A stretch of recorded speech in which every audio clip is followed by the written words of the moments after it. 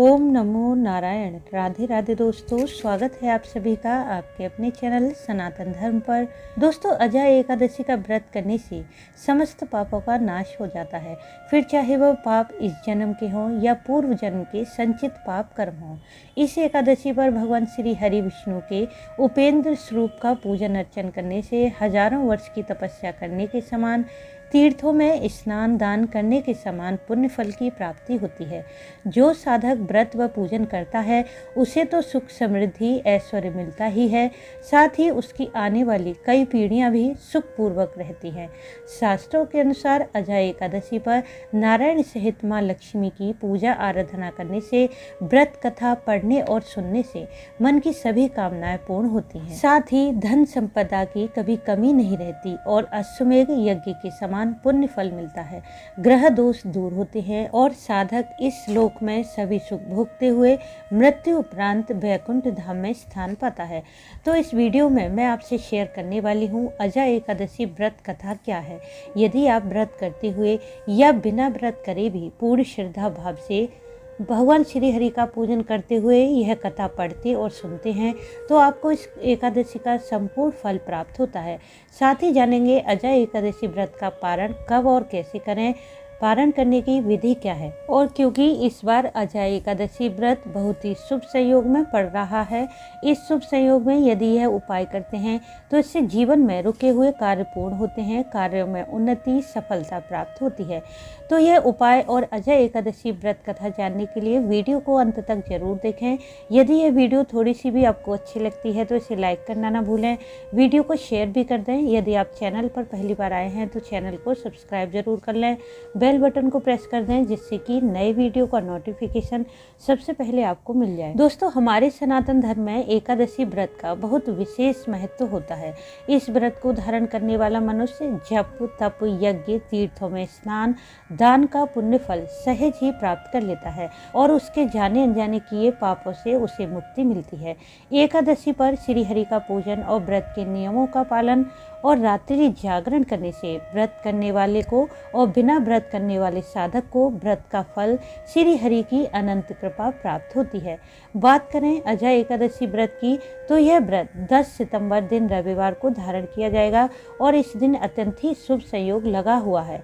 रवि पुष्य योग और सर्वार्थ सिद्धि योग, यह दोनों शुभ संयोग शुरू हो जाएंगे 10 सितंबर की शाम 5:06 से और समाप्त होंगे 11 सितंबर की शाम 6:04 पर। धार्मिक मान्यता के अनुसार इस योग में श्री हरि सहित मां लक्ष्मी का पूजन करने से, श्री हरि के मंत्रों का जप करने से धन संपदा बढ़ती है, साथ ही कार्यों में उन्नति सफलता मिलती है। और यदि आप इस शुभ संयोग में मंदिर जाकर श्री हरि का पूजन करते हैं, उनके समक्ष दीप प्रज्वलित करते हैं तो आपके कार्यों में आ रही सभी बाधाएं दूर हो जाती हैं और कार्य बनने लगते हैं। वैसे तो हम नित्य प्रति सूर्यदेव को अर्घ देते ही हैं, परंतु अजय एकादशी रविवार के दिन पड़ रही है और रवि पुष्य योग लगा हुआ है, तो यदि इस दिन हम सूर्यदेव को विशेष रूप से अर्घ देते हैं तो हमारे मन की सभी कामनाएं पूर्ण होती हैं। इस दिन सूर्यदेव को अर्घ देने के लिए तांबे के लोटे में शुद्ध जल, लाल चंदन या फिर रोली डालने, लाल पुष्प डालकर अर्घ दें। ऐसा करने से जीवन में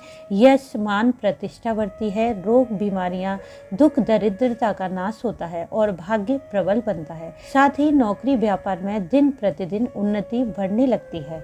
और अब जान लेते हैं अजय एकादशी व्रत कथा क्या है। इस कथा को पढ़ने और सुनने से पहले श्री हरि का मन में ध्यान करें और व्रत कथा का श्रवण करें। एक बार कुंती पुत्र युधिष्ठिर कहने लगे कि हे भगवान, भाद्रपद कृष्ण एकादशी का नाम क्या है, इस एकादशी को करने की विधि क्या है, इसका महात्म्य कृपा करके मुझे बताइए। भगवान श्री कृष्ण बोले कि इस एकादशी का नाम अजा है। यह समस्त प्रकार के पापों का नाश करती है। जो इस दिन भगवान ऋषिकेश की पूजा करता है उसको वैकुंठ धाम की प्राप्ति अवश्य होती है। प्राचीन काल में हरिश्चंद्र नामक एक चक्रवर्ती राजा राज्य करते थे। वे अपनी सत्यनिष्ठा और ईमानदारी के लिए प्रसिद्ध थे। एक बार देवताओं ने इनकी परीक्षा परीक्षा लेने की योजना बनाई। राजा ने स्वप्न में देखा कि उन्होंने ऋषि विश्वामित्र को अपना समस्त राज्यपाठ दान कर दिया है। सुबह के समय वास्तव में ऋषि विश्वामित्र राजा से कहने लगे कि तुमने अपना राजपाठ मुझे दान कर दिया है। राजा हरिश्चंद्र ने अपने सत्यनिष्ठा व्रत का पालन करते हुए संपूर्ण राज विश्वामित्र को सौंप दिया। दान के लिए दक्षिणा चुकाने हेतु राजा हरिश्चंद्र के पूर्व जन्म के कर्मफल के कारण पत्नी, बेटा और खुद को बेचना पड़ा। राजा हरिश्चंद्र को एक डोम ने खरीदा जो शमशान भूमि में लोगों का दाह संस्कार करवाता था। राजा उसका दास बनकर कफन लेने का कार्य करता था। जब इसी प्रकार कई वर्ष बीत गए तो राजा इस नीच कर्म से बहुत दुखी रहने लगे और इससे मुक्त होने का उपाय खोजने लगे। एक बार राजा इसी चिंता में बैठे थे, तभी वहां गौतम ऋषि पहुंचे। राजा हरिश्चंद्र ने उन्हें प्रणाम किया और अपनी सारी व्यथा उनसे व्यक्त की।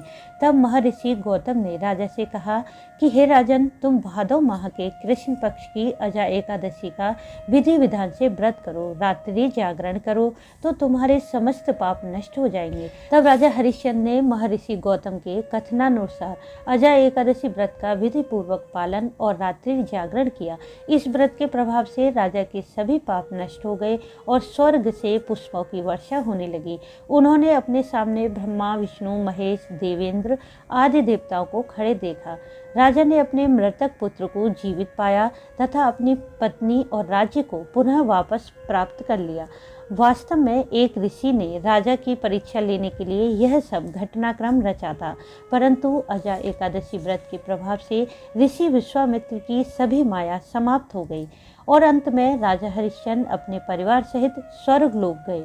जो मनुष्य इस व्रत को विधि पूर्वक करके रात्रि जागरण करता है, उनके इस जन्म और पूर्व जन्म के संचित पाप कर्म नष्ट हो जाते हैं और मृत्यु उपरांत श्री हरि का सानिध्य मिलता है। साथ ही अजा एकादशी व्रत कथा के श्रवण मात्र से अश्वमेघ यज्ञ की प्राप्ति होती है। अश्वमेघ यज्ञ के बराबर पुण्य फल मिलता है। बोलो श्री लक्ष्मी नारायण भगवान की जय। दोस्तों, एकादशी व्रत का पारण दूसरे दिन द्वादशी तिथि में करें। द्वादशी तिथि में स्नान आदि करके सबसे पहले सूर्यदेव को अर्घ दें, फिर भगवान श्री हरि का पूजन करें, तत्पश्चात भोग प्रसाद बनाएं। इस दिन द्वादशी तिथि में शुद्ध सात्विक बिना प्याज लहसुन का भोजन बनाएं। द्वादशी तिथि में भोजन में चावल जरूर ग्रहण करने चाहिए, तभी एकादशी व्रत का पूर्ण फल मिलता है। द्वादशी तिथि में मसूर की दाल, बैगन, मूली न खाएं। सबसे पहले भोजन का कुछ भाग गाय के लिए निकालें, फिर श्री हरि विष्णु को भोग लगाएं। इसमें तुलसी पत्र अवश्य डाल दें। इसके बाद किसी ब्राह्मण को भोजन कराएं, दान दक्षिणा दें, फिर पारण के शुभ मुहूर्त में अपना व्रत खोल लें। ध्यान रखें कि व्रत पारण से पहले भगवान को लगाया गया भोग ग्रहण करें। यदि आपने पंचामृत का भोग श्री हरि को लगाया है, पहले थोड़ा सा पंचामृत लेकर उसे ग्रहण करें, फिर अपने व्रत का पारण करें। और अब जान लेते हैं अजा एकादशी व्रत के पारण का शुभ मुहूर्त कब रहेगा। अजय एकादशी व्रत के पारण का शुभ मुहूर्त 11 सितंबर को सुबह 6:03 से 8:33 तक रहेगा, जिसमें कि द्वादशी तिथि शुरू होगी 10 सितंबर की रात 9:28 पर और समाप्त होगी 11 सितंबर की रात 11:53 पर। तो दोस्तों, उम्मीद है कि इस वीडियो से आपको लाभ अवश्य होगा। वीडियो अच्छा लगा हो तो इसे लाइक करें, शेयर करें, साथ ही चैनल को सब्सक्राइब कर लें, बेल बटन को प्रेस कर दें जिससे नई वीडियो का नोटिफिकेशन सबसे पहले आपको मिल जाए। वीडियो अंत तक देखने के लिए आपका धन्यवाद। राधे राधे।